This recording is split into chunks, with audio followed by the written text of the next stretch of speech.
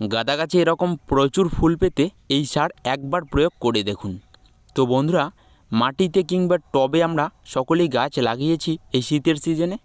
তো এই সময় কোন সার প্রয়োগ করলে প্রচুর ফুল পাওয়া যাবে এ বিষয়ে আজকের এই ভিডিওটিতে তুলে ধরব। তো গাঁদা গাছ লাগানোর পর প্রয়োজনীয় যে খাদ্যগুলো দেওয়ার প্রয়োজন সেগুলো আমরা কম বেশি দিয়ে থাকি। গাছের প্রয়োজনীয় খাদ্যের মূল উপাদান হলো নাইট্রোজেন, ফসফরাস এবং পটাশিয়াম। তো এই সার আপনারা এই 10-26 সারেই পেয়ে যাবেন।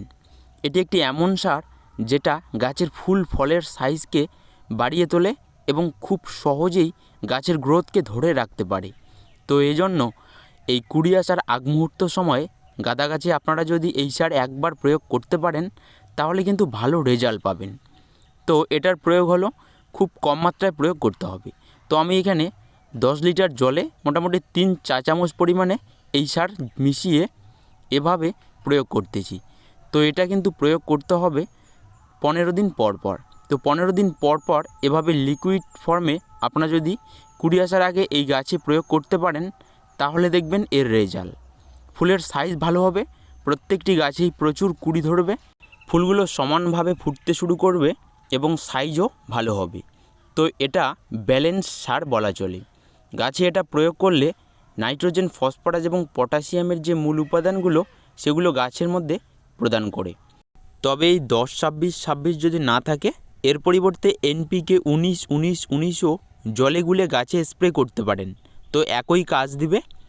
লিকুইড ফর্মে এই এনপিকে সরাসরি গাছে স্প্রে করলেও কিন্তু ভালো কাজ হয়। তো এই দুটো সার একটু ঘুরিয়ে ফিরিয়ে আপনারা ফুল আসার আগে প্রয়োগ করুন, তাহলে দেখবেন আর কোনো রকম খাদ্য দিতে হবে না এই গাঁদা গাছে। তবে এই সারেরও প্রয়োগের নিয়ম আছে, যেমন 20 দিন পর পর দিতে পারবেন এই গাঁদা গাছে। তো বন্ধুরা, এই গাছগুলো আমি সম্পূর্ণ রাসায়নিক পদ্ধতিতেই করেছি, যার কারণে দেখুন গাছের গ্রোথ দ্বিগুণ হয়েছে। তো প্রথমত যে খাদ্যটি আমি এই গাছগুলোতে দিয়েছিলাম সেটা হলো ডিএপি। গাছ লাগানোর 20 দিনের মধ্যেই সেই ডিএপি সার একবার দিয়েছিলাম গাছে। দ্বিতীয়ত প্রয়োগ করেছি 10-26-26, সেটা কিন্তু কুড়ি আসার আগ মুহূর্ত সময়ে জলে গুলে প্রয়োগ করেছিলাম। এবং তৃতীয়ত একবার প্রয়োগ করেছিলাম এনপিকে 19-19-19, সেটাকে জলে গুলে গাছে স্প্রে করেছি। তো দেখুন এর রেজাল্ট, প্রত্যেকটি গাছেই কিন্তু এখন প্রচুর ফুল ফুটতেছে, গাছগুলোর গ্রোথও স্বাভাবিক রয়েছে। তো এই জন্য রাসায়নিক পদ্ধতিতেও এই গাঁদা ফুল চাষ করতে পারবেন যদি সময় মতো সঠিক সার প্রয়োগ করতে পারেন। এনপিকে 19-19-19 বা 10-26-26 এই সার দুটো কখনও ফুল থাকাকালীন গাছে প্রয়োগ করবেন না। কুড়ি থাকাকালীন বা কুড়ি আসার আগ মুহূর্ত সময়ে চালিয়ে যেতে হবে এই সারকে। গাছে এরকম ফুল ফুটতে শুরু করলে খাদ্য বন্ধ রাখতে হবে, পাশাপাশি জল কিন্তু চালিয়ে যেতে হবে। গাছের গোড়া একটু শুকনো রাখার চেষ্টা করবেন, অতিরিক্ত ভেজা টাইপের রাখলে কিন্তু এই গাছগুলো টিকে থাকতে পারে না।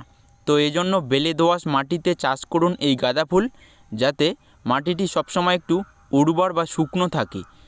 তো বন্ধুরা, সার প্রয়োগের পাশাপাশি এই গাছগুলোতে কিন্তু কীটনাশকও দিতে হবে। ধরুন অর্গানিক পদ্ধতিতে আপনারা নিম তেল সপ্তাহে 1 দিন করে দিন, তাহলে কিন্তু সেরকম পোকামাকড় দেখা দেবে না এই গাছে। যারা মাটিতে গাছ লাগিয়েছেন তারা এই টিপসগুলো ফলো করুন, তাহলে দেখবেন এরকম ফুল পাবেন প্রত্যেকটি গাছ থেকে। তবে টবের গাছেরও টিপস দেওয়া আছে এই চ্যানেলে, এজন্য আপনারা আগের ভিডিওগুলো দেখে নিতে পারেন। তো বন্ধুরা, এটাই ছিল আজকের এই ভিডিও। আপনারা যদি এরকম আরও ভিডিও দেখতে চান তাহলে চ্যানেলটিকে সাবস্ক্রাইব করে রাখুন, এতে কিন্তু পরবর্তী ভিডিওগুলো আপনারা সবার আগে দেখতে পারবেন। গাঁদা ফুলের সিজন মোটামুটি পুরো গরমের সিজনেই থেকে যায়। গরমের ফুলও এ সময় লাগাতে পারেন। নার্সারিতে গরমের গাঁদা গাছের চারা এ সময় পেয়ে যাবেন। তো ভালো লাগলে লাইক করতে ভুলবেন না। ধন্যবাদ।